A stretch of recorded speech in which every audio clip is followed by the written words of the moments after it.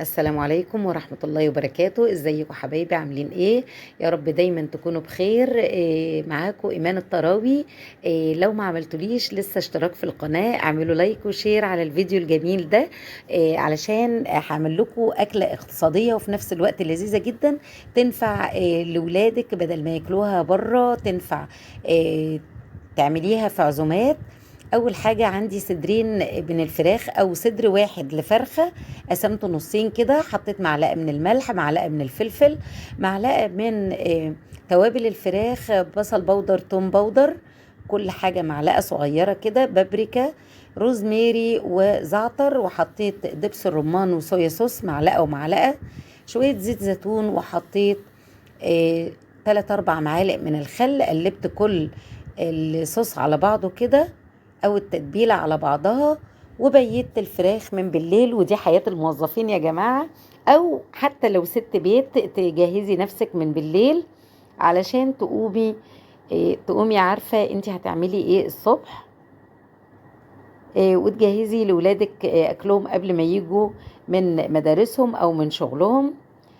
معايا بقى معلقتين من الزيت وعليهم معلقة من الزبدة، وبدأت أدي الصدور صدمة. الصدور مش بتحتاج تتلف بخيط ولا حاجة لأنها مش بتتكرمش، لما بتيجي تديها الصدمة بتفضل مفرودة زي ما هي.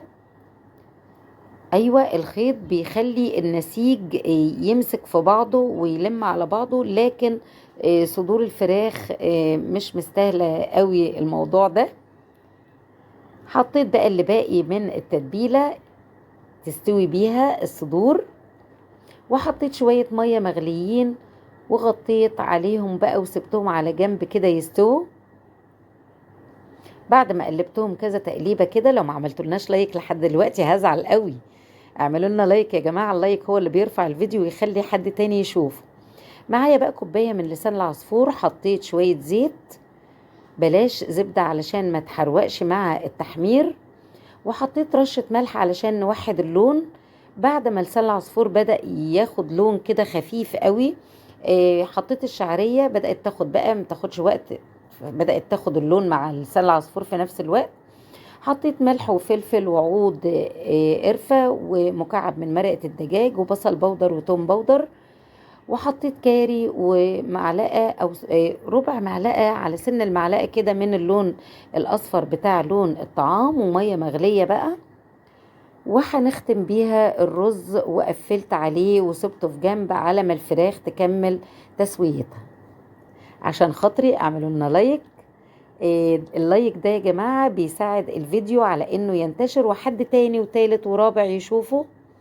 خلصت بقى الاكله بتاعتي وبدات اقطع فيها، عايزه سكينه حاميه قوي، والسكينه كانت في اليوم ده مش تمام، بس تحايلت عليها وقطعتها. معايا بقى شويه زيت على معلقه زبده، حطيت معلقه واحده من الدقيق، مكعب مرقه، وبدات اقلب كله في بعضه، وعملت دريسنج جميل جدا وكان طعمه حلو قوي. الدريسنج ده من اختراع يا جماعه، والله ما شفتهوش في حته.